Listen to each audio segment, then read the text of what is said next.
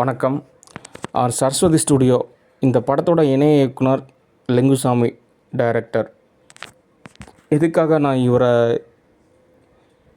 இந்த திரைப்படத்தில் இணை இயக்குனராக நியமிக்கிறேன் அப்படின்னா, லாஸ்ட் டைம் அஞ்சான் மூவி அதில் ஒரு சில ஸ்க்ரீன் ப்ளே ஷார்ட்ஸில் ஹீரோட ஃப்ரெண்டு வில்லன் அப்படின்ற மாதிரி கேரக்டரில் ஒரு சில சம்பவம் நடக்கும். அதுக்கப்புறம் ஹீரோ வந்துட்டு ஃப்ரெண்டோட நிலைக்கு யாரெல்லாம் காரணமோ அவங்களெல்லாம் பழி வாங்குவோம். அப்படி அதுக்கப்புறம் அந்த நேமை வந்துட்டு நான் பழையபடியே தொடரலாம் அப்படின்ற மாதிரி சொல்லுவார். அந்த மாதிரி ராஜுபாய் கிடையாது, கிருஷ்ணராவே தொடரலாம் அப்படின்ற மாதிரி. அது ஒரு மூவி. ஓகே, அதே அப்படி கொஞ்சம் ரியாலிட்டியாக கன்வெர்ட் பண்ணதுக்கப்புறம் தேவ் ஸ்டுடியோ இருந்தது, அப்படியே திரும்ப கிருஷ்ணா ஸ்டுடியோவை மாற்றிட்டோம். அந்த படத்தில் வர மாதிரி அந்த நபரையும் அப்படியே வர மாதிரி மாற்றி விட்டுறலாம் அப்படின்ற மாதிரி சில ஆல்டேஷன். அது சரியான ஒரு தோது கிடையாது. ஓகே, அதனால் கன்வெர்ட்டான நிலையில் ஒரு நல்லது ஒரு தீர்வு அப்படின்றதுக்காக தான் அவர் இந்த மூவியில் நான் நியமிக்கிறேன். ஓகே, சரி, இந்த திரைப்படத்தோட ஸ்டோரி, ஸ்க்ரீன் ப்ளே, ஷார்ட்ஸ் நான் சொல்கிறேன். அதாவது என்ன ஸ்க்ரீன் ப்ளே அப்படின்னா, ஒரு நல்ல ஒரு மேன்மையான ஒரு நல்லதான ஒரு வாழ்வியல். ஓகே, அதாவது ஒரு ஆசீர்வாதமான ஒரு லைஃப் ஸ்டைலில் எப்படி உச்சபட்சம் மேன்மையான ஒரு வாழ்வியல் இருக்கும். இந்த பணக்காரங்களே நல்ல ஒரு லைஃப் ஸ்டைல் இருந்தால் எப்படி இருக்கும், அந்த மாதிரி ஒரு கேரக்டரு. ஹீரோவானவர் நிறைய அட்வென்ச்சர்ஸ், அதாவது அங்கே போகிறாரு, இங்கே வராரு, நிறையா விளையாட்டு, ரொம்ப ஒரு மகிழ்வான ஒரு நல்ல மேன்மையான ஒரு லைஃபு. நிறைய சொத்து இருக்குது. அதுக்கப்புறம் இந்த ஃபேமிலியில் சில ஃப்ரெண்ட்ஸ் சர்க்கிளில் ஒரு சில பேர், அது ஒரு திரைப்படத்துக்காக தான் நான் சொல்கிறேன். அது யார் அப்படி என்னென்ன கேரக்டர், என்னென்ன நேம், என்னென்ன லொக்கேஷனு அப்படின்றலாம் நம்ம அப்புறமே டிஸ்கஷன். ஓகே, இப்போதைக்கு நான் தகவல் மட்டும் சொல்கிறேன். இந்த மாதிரி ஒரு சில நபர் என்ன பண்ணுறாங்க அப்படின்னா, ஒரு 30 வருஷமாக திட்டம் தீட்டுறாங்க. இவரை பழி வாங்கணும், இந்த சொத்தெல்லாம் அபகரிக்கணும் அப்படின்ட்டு. அதுக்கான ஒரு சந்தர்ப்பமும் ஏற்படுத்துகிறாங்க. அப்படின்றப்போ இந்த மாதிரி அண்டார்டிகாவில் பனிச்சறுக்கு போட்டி இருக்குது, இங்கே நிறைய கேம்ஸ்லாம் நடத்துகிறாங்க அப்படின்னு சொல்லிட்டு ஹீரோவை அண்டார்டிகா கூட்டிகிட்டு போகிறாங்க. ஹீரோவும் அண்டார்டிகாவில் போயிட்டு ஒரு சில நாட்கள் பயங்கர என்ஜாய்மெண்ட்டு, மலை சறுக்கு மேலே ஏறுறது, என்னென்ன கேம்ஸ் இருக்கோ அவ்வளோ விஷயத்துலையும் அண்டார்டிகாவில் எல்லாம் ஓரளவு தோது பார்த்துட்ருக்காரு.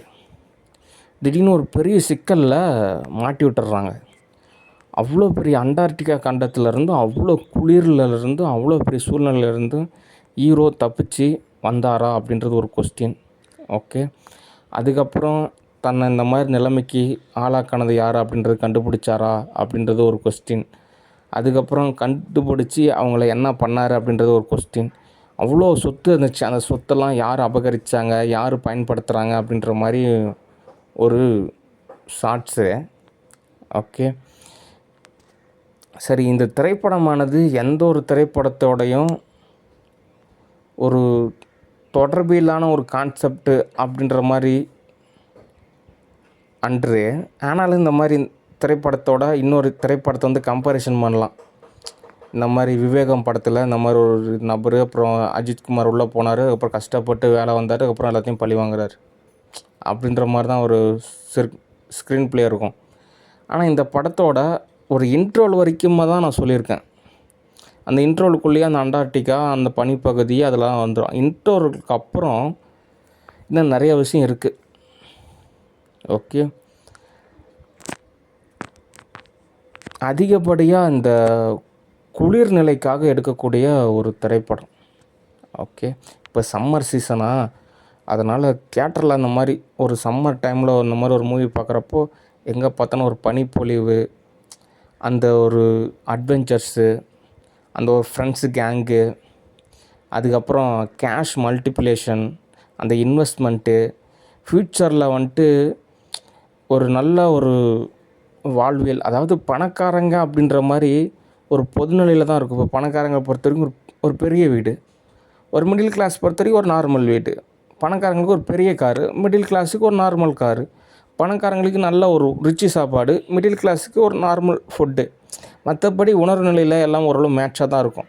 அந்த மாதிரி சூழ்நிலையில் எப்படி ஒரு வேலைக்கு போகிறது, எப்படி சம்பாதிக்கிறது, சம்பாரித்த கேஷை எப்படி சேவ் பண்ணுறது, அந்த சேவ் பண்ண கேஷை வந்துட்டு எப்படி மல்டிப்ளிகேஷன் பண்ணுறது, இந்த மாதிரியான ஒரு உற்சாகமான ஒரு திரைப்படம்.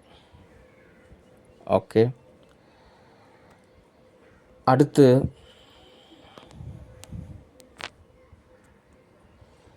இந்த திரைப்படத்தில் சில ஸ்பிரிச்சுவல் நிலையை நான் கொண்டு வரலான்னு நினைக்கிறேன். ஏன் அப்படின்னா, இந்த தெலுங்கு படங்கள்லாம் பார்த்துருக்கீங்கன்னு வச்சுக்கோங்க, ஒரு நார்மல் கேரக்டர் மாதிரி இருப்பாங்க. திடீர்னு பார்த்தா ஏதோ ஸ்பிரிச்சுவலில் இருக்கிற மாதிரி. திடீர்னு பார்த்தா யமன் வருவார், திடீர்னு பார்த்தா ஏதோ மேஜிக் மாதிரி இருக்கும். இதெல்லாம் கொஞ்சம் ரியாலிட்டி லைஃபுக்கு இதெல்லாம் உண்மையிலுமே இப்படிலாம் இருக்குமா அப்படின்னு ஒரு சந்தேகத்தை ஏற்படுத்துகிற மாதிரியான ஒரு திரைப்படங்களாக இருக்கும். ஆனால் அதில் நிறையா உள்நிலை விஷயமெல்லாம் இருக்குது. ஓகே. ஆனாலும் ஒரு எதர்ச்சியான ஒரு தற்காப்பு மற்றும் ஒரு பாதுகாப்பு நிமித்தமாக சில ஸ்பிரிச்சுவல் நிலையில் ஒரு சமநிலைப்படுத்துறதுன்றது ஒரு நல்லது. ஓகே.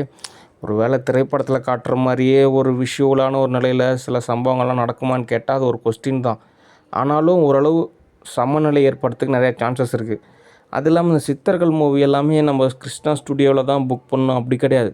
மற்ற எல்லா ஸ்டுடியோ எனக்கு ஒரே ஸ்டுடியோ தான். அது எல்லாமே என்னோடய ஸ்டுடியோ தான். ஓகே. நேம் தான் சேஞ்சஸ், ஒரு சில ஆர்டிஸ்ட் தான் சேஞ்சஸ், அந்தந்த லொக்கேஷனுக்கு தகுந்த மாதிரி. ஓகே. அதனால் நான் எடுக்கக்கூடிய மூவிஸ் எல்லா லாங்குவேஜ்லேயுமே தான் டப் செய்யப்படும். ஓகே.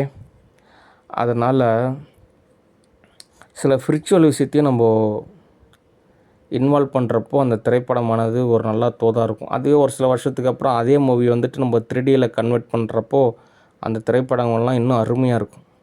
ஓகே. அதனால் நான் எடுக்கக்கூடிய திரைப்படம் அந்தந்த நிலப்பகுதிக்கு தகுந்த மாதிரி. ஓகே. பட்ஜெட்டில் ஓரளவு கேஷ் கிடைக்கும். மற்றபடி ஒரு சாட்டிஸ்ஃபேக்ஷன் அந்தந்த நிலப்பகுதிக்கான ஒரு சாட்டிஸ்ஃபேக்ஷன் தான்.